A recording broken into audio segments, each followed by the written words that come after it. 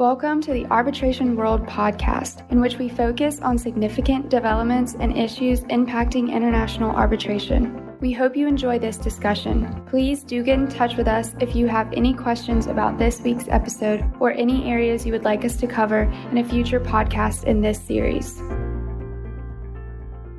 Thank you for joining us for this first podcast in our mini-series discussing pandemic-related investor-state dispute settlement, or as it's often referred to, ISDS. These podcasts form a part of K&L Gates' Pandemic ISDS Toolkit, available on the website of the International Arbitration Practice Group, which can be found at www.klgates.com. Other podcasts, which can be found in the same place, will address issues more relevant to commercial dispute resolution, and we'll place a link direct through to that below this. My name is Ian Meredith. I'm a partner in the K&L Gates London office and a leader in our firm's International Arbitration Practice Group. Today's discussion will provide an overview of investor-state arbitration in the context of investment disputes arising from government measures taken to fight the COVID-19 pandemic. The two podcasts that follow in this mini-series address this topic from both the investor and the host state perspectives, respectively. I'm joined today by my colleagues, Matt Weldon, a partner in the K&L Gates New York office, Ed Brown-Humes, an associate in our London office, and Raja Bose, a partner, and Rob Houston, a senior associate, both in the K&L Gates Straits LLC based in Singapore.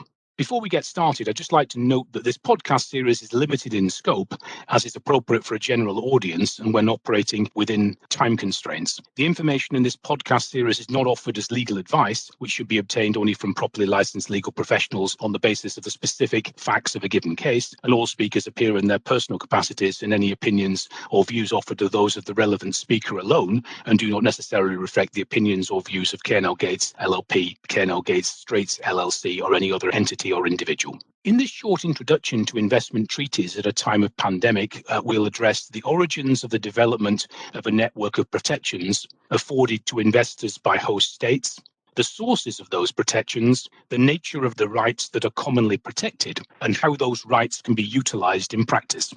In the most general of terms, investment protection in the form we're concerned with today stems from a practice that began many decades ago.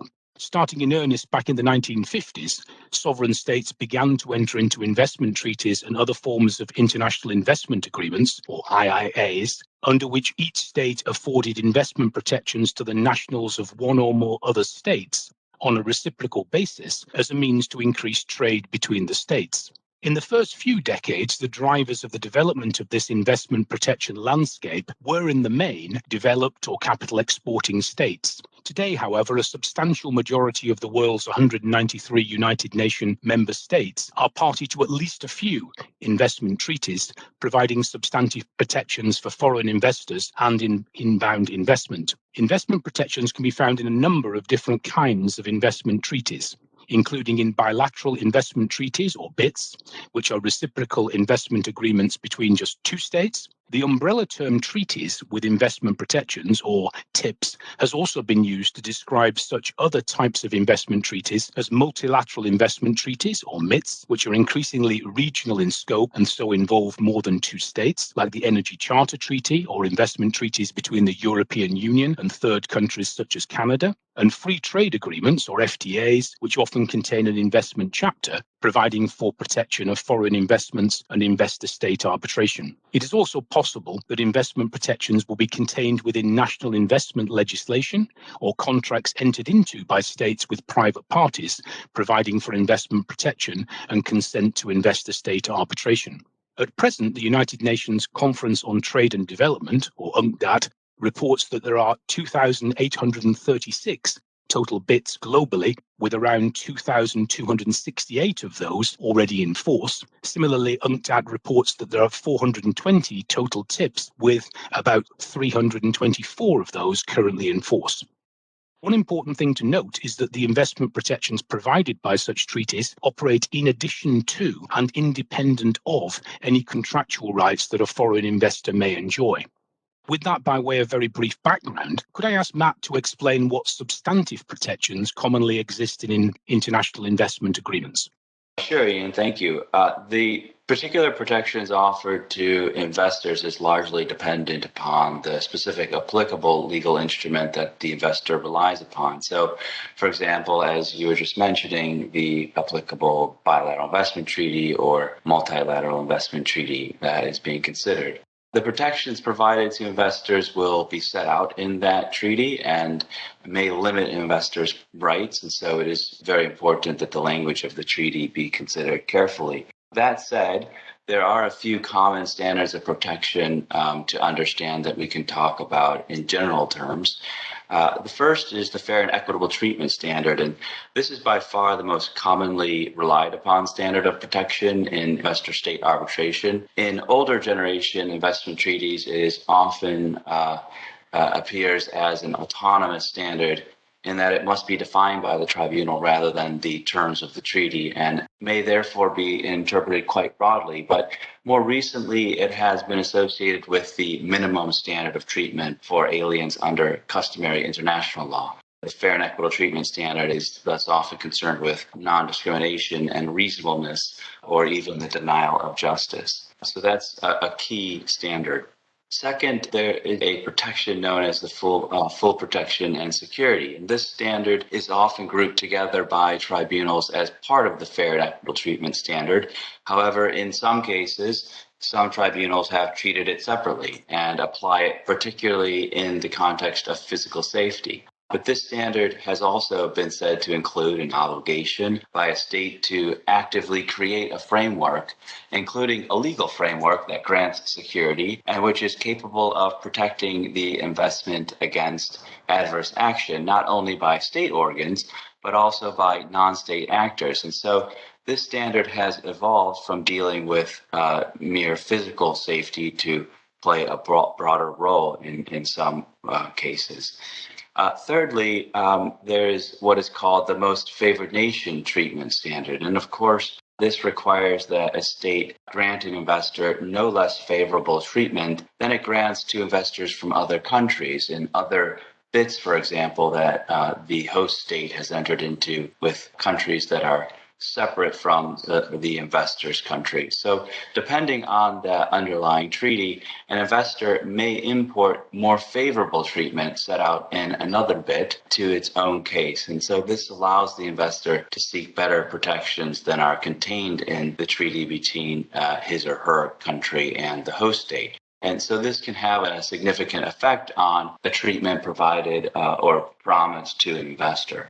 Fourth, there is a standard known as national treatment, and that can be defined as a principle whereby a host state extends to foreign investors treatment that is at least as favorable as the treatment that it accords to national investors in like circumstances. And in this case, it is also similar to the non-discrimination provided for the fair and equitable treatment standard.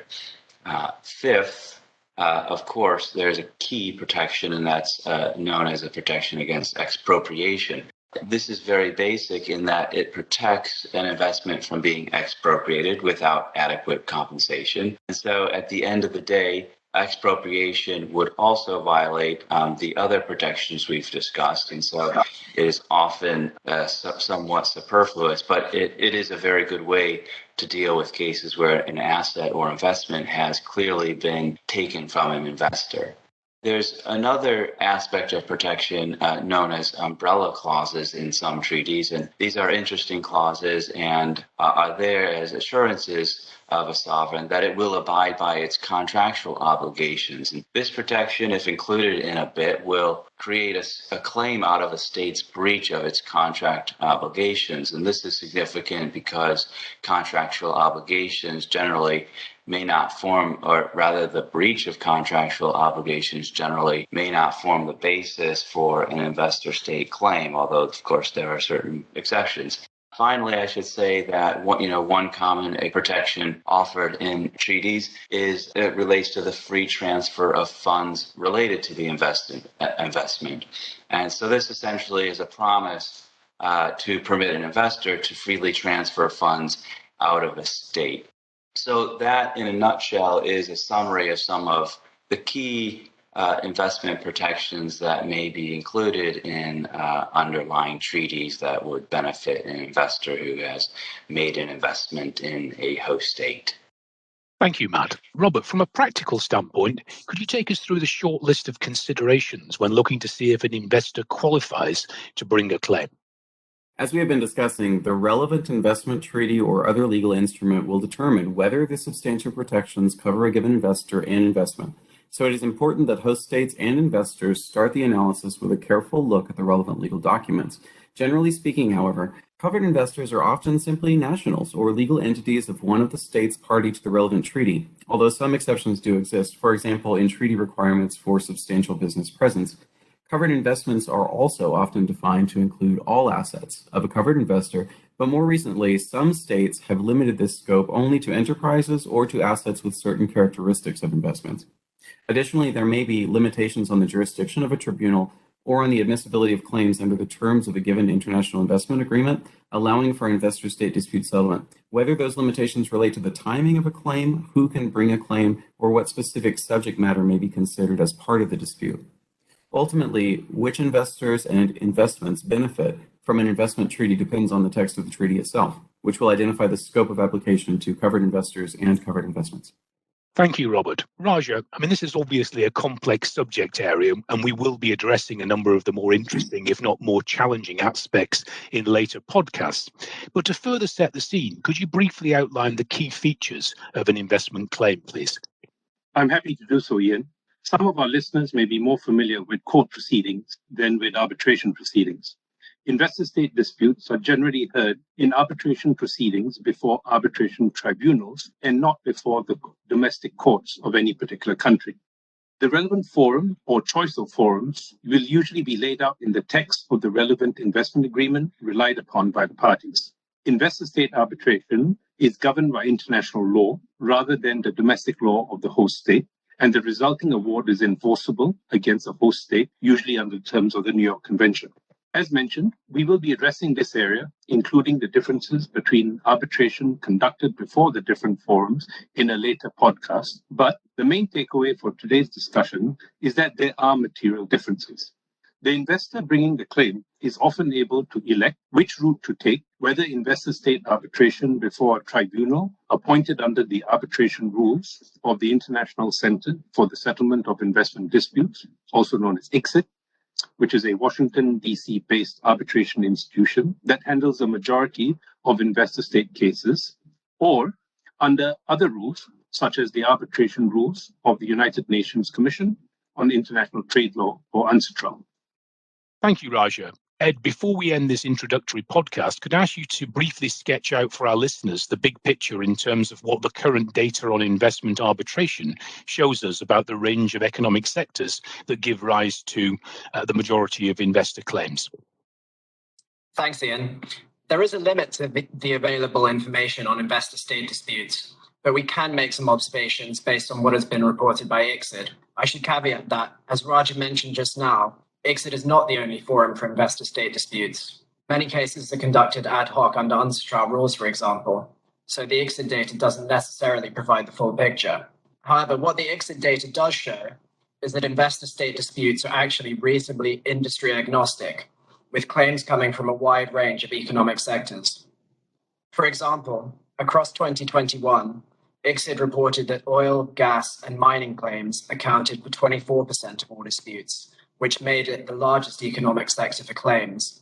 Coming in second place was electric power and other energy disputes, with a 17% share. However, interestingly, there were also smaller percentages of claims from industries such as water, sanitation and flood prevention, agriculture, fishing and forestry, and tourism, each of which made up about 4% of cases. Thank you, Ed. That brings to a close this first podcast in K&L Gates mini-series discussing pandemic-related investor-state dispute settlement. Let me extend a hearty thanks to our speakers today and also invite our listeners to join us again in listening to our upcoming podcasts in this series, including Pandemic ISDS from the investor perspective and Pandemic ISDS from the host state perspective, and then current trends in investor-state dispute settlement. Goodbye for now. Thank you for listening to this episode of Arbitration World Podcast. To listen to past episodes and receive notices for new episodes, subscribe by searching Hub Talks, that's HUB Talks, in your favorite podcast app. We hope you will join us next time for further discussions on hot topics and significant developments in international arbitration from around the globe.